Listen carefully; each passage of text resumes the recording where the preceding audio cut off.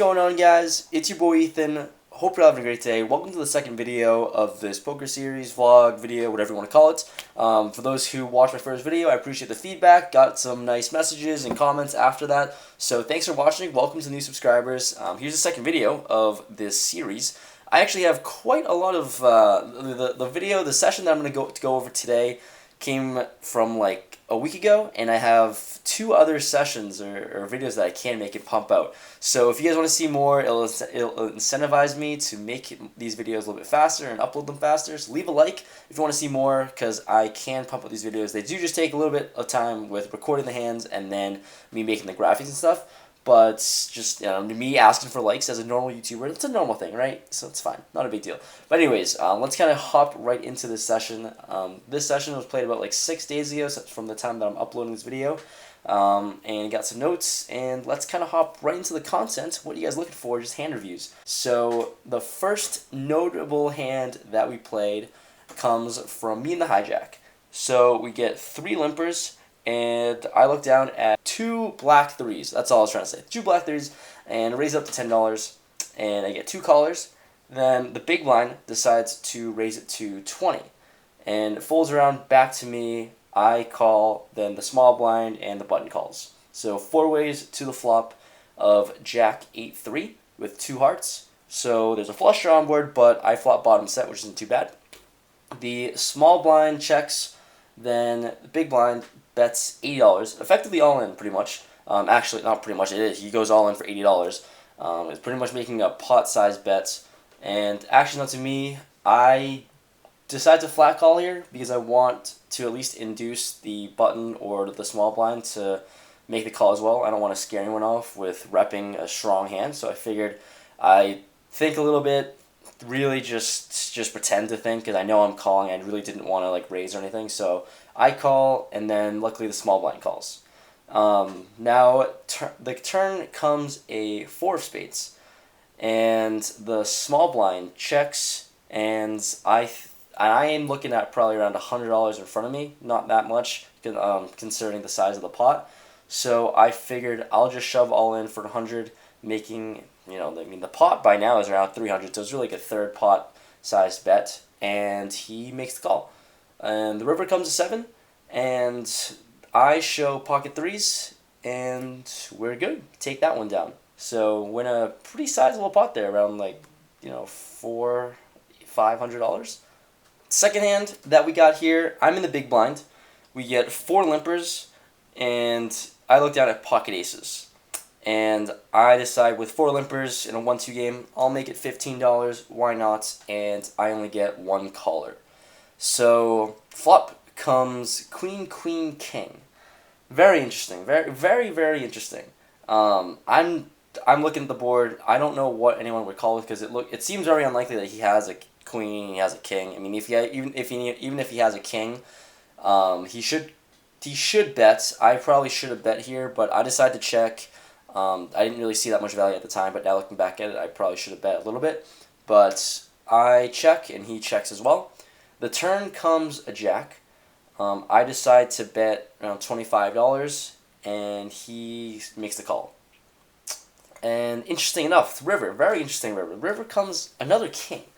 And I'm looking at aces right now, and it's a board of queen, queen, king, jack, king. I don't even know. So it seems very plausible that he probably has a king or a queen at this point, but I decided to make it 50. He then min raises to 100, and at the time, I just figured I should be good. I don't know what I beat, or I don't know what I lose to. I mean, I'm sure he might have a jack maybe, but even the jacks cancel out too. So at the time, I really wasn't thinking. I was looking at pocket aces, and as a relatively new player, I look at aces and I think my hand should be good 100% of the time. So I decide to make the call, and he shows king jack. So I was actually good until the river. Then he rivers a boat. King's full of jacks, which is unfortunate. So I lose that one there. I probably lost. I shouldn't have. I don't know. I could have played that hand a little bit differently looking back at it now. Obviously, looking that I lost, I probably should have not called that raise. Usually in 1-2 games, I've noticed people don't actually bluff a lot, so when they min raise you, you know that they have it. But as a relative new player, I still think pocket aces are a really good hand. Obviously they are, but I'm having a tough time folding them, which is unfortunate. So I lose that one.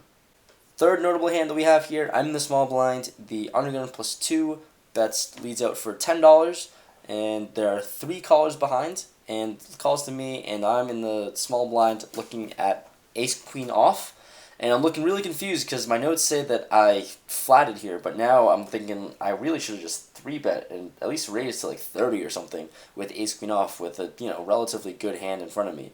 So I didn't do that, which is stupid, but I decided to flat. Looking at it now, I really should have 3-bet that, but I flat. That's stupid, especially when I'm out of position too. That's really stupid to me. But the flop comes queen 8-6, flop top pair, not too bad, with 2 spades on the board though. And I'm leading. I'm first act. I'm out of position, and so I decided to fire to bet at 25. We have 2 callers, undergun +2, and the guy in middle position calls. And then the turn comes a 4 diamonds, which is essentially a brick unless someone has 5-7, brings out a straight. But I figured no one would call it. Actually, someone would call 5-7. But 4 diamonds, I'm assuming it's pretty much a brick. I've once again lead out for 75. And undergun +2 folds, and then the guy in middle position calls. So the river comes a pretty favorable but also scary card for me, because I've been repping such a strong hand, and the king of clubs comes on the river. So I'm repping, obviously, I feel like I'm just really repping a queen right now, repping either ace queen, king queen, queen jack. I feel like that's really it because I've been really aggressive and leading out so much. So obviously anyone with a king will fold. Or will win. I mean, anything with the king will win. Beats my hand, and I decide to just continue being aggressive, continue repping a high pair, and I put him all in effectively. He had about like 110 behind, and in a pot that's already like 300, 2 to 300 somewhere around there. Making him going all in is a normal size bet pretty much. So I go all in about 110 effective for his entire stack. And he tanks, he doesn't snap call, which is great. So that's when I figured, he doesn't have a king, because I feel like most 1-2 players, including myself, I would snap call if I saw that king on the board, especially for so little compared to how big the pot is. So he decides to tank and then folds. So I take that one down without showing the queen. Doesn't really matter. I feel like I was good regardless. I don't know what he possibly would have been calling with. Maybe I have no idea what he possibly. I don't know what I beat, to be honest with you. I don't know why the middle position would have called. He might have been on a straight draw or something like that, but him thinking about it for that long, I assumed he might have had 8s, but that's kind of a stretch. So I have no idea what he could have had, but I take that one down, so I'm not really going to complain. Fourth interesting hand of the session comes with me on the button. I look down at ace-jack off. There are 3 limps ahead of me, and I decided to throw out a little bet of $10. And I only get 1 caller. So heads up to the flop. The flop comes 2 jack 5 rainbow. On such a weird board, there's really not much I can do, especially when he checks to me. I feel like I can't really get much value. I feel like if he hits a 5, I mean the jack is just so likely that I could have since I pre-flop raised. So I decided to check back. I don't think I would get 3 streets of value on this board. So checks around, and turn comes a 6. So he checks to me once again. I'm figuring that I'm good in this situation. This board just looks super weird, and I don't know. I just thought I was good because it's 2 jack 5 6. That's such a weird board. So I bet 10. He min raises me for 20 now, and once again I'm still thinking jacks are good. I never saw really anything else beating me besides a weird 2 pair, or maybe like 5-6 or something. But I figured I'll still call with top pretty much, with top pair and top kicker. So I'll give it a call and see what a river is. River comes a 5, another 5. So paired board. I'm thinking once again I should be okay. He now actually leads out for 20. And then I raise it up to 50, thinking I have 2 pair. Most 2 pairs on this weird board is somewhat good, I feel like. And I just wanted to get some value, pretty much. and he decides making the call. I show my ace jack with top and two pair pretty much, and he shows 3-4 suited to make this, to pull the straight on me. So he, I guess he made the straight on the turn. 2, 3, 4, 5, 6, and the river he only loses. He pretty much makes the nuts. He only loses to like 5, 6 or something weird like that. So that's strange. It's a strange one. I don't know. For me, I feel that's kind of the part of 1-2 that I don't like, the randomness. I mean, I guess 3-4 suited is a mediocre card, but I don't know. I guess I just lost to the straight that I never saw coming, and it is what it is. But on to the next one. Fifth hand of the session. I'm in the hijack with 2 limpers, and I look down at pocket aces again, which isn't too bad. So I make it 15, and 2 limpers call, which is super nice. I'll take that all day, any day. The flop comes Jack 8 ace with 2 hearts. So I flop top set. So that's not terrible. And it checks around to me. So I figured I'll make a bet of 50. And, I'm pretty much making it a pot size bet, which it seems a little too big looking at it now. But I get at least 1 caller, which is nice. And then the turn comes a 3 of spades. Once again, he checks to me, and I make it 100 at the time. Looking back at it now, I would probably, I guess, make it a lot smaller because I want to get more money out of this. For some reason, I thought 100 was good at the time, but now looking back at it, I probably would make this sizing somewhere around like 50 again, just to induce another call, or even lower than 50. Just because I want to look weak at this point, I guess, even though I have top set. There's really not much that does beat me. There's really nothing that beats me. But I bet 50 and he quickly folds. Or no, I bet 100 and he quickly folds. So once again, I think the sizing was a little off, but me flopping top set with aces is never bad. But I take that one down, take a relatively small pot down, but can't complain. The last hand that I'll go over in this session comes with me from the cutoff. I get 4 limpers, and I'm looking at ace jack offsuit again. So I decide, with 4 limpers, I decide to make it 20, and I get 1 caller. And now the flop comes jack 7 8 rainbow. Flopping top pair on this board like this, not too bad of a situation, I guess. So the guy, I forget what position he was, but he was first to act.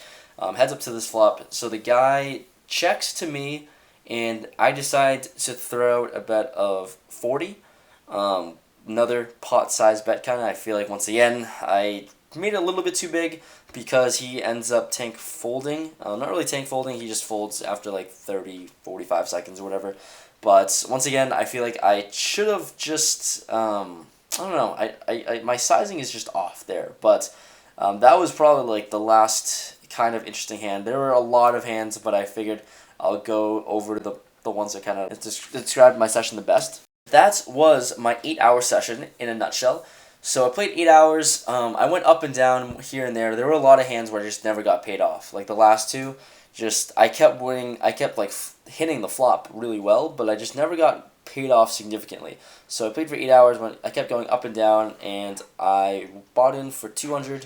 I left with 403, so that's a win of $203, which isn't too shabby. Once again, like I said, I guess my sizing was a little too big. Probably should have sized down for next time. I'll learn for next time and try to just induce more calls. But once again, I want to charge draws. I feel like a lot of people in 1-2 play to. I guess a lot of people in 1-2 just play like the flush draw or the straight draw. So I figured I try to draw the max, but I guess the people at this table weren't really feeling it at the time. But anyways, hopefully you guys enjoyed this video. Leave a like if you did. Once again, I will post the next vlog as soon as I can, because I do have all the content, I have all the hands, I have everything ready, because I already have played the session. So I'll go over that session fairly soon, so look out on the next video. But anyways, hopefully you enjoyed. Leave a like if you liked it. Obviously, subscribe if you're new, and I'll see you guys later. Peace out.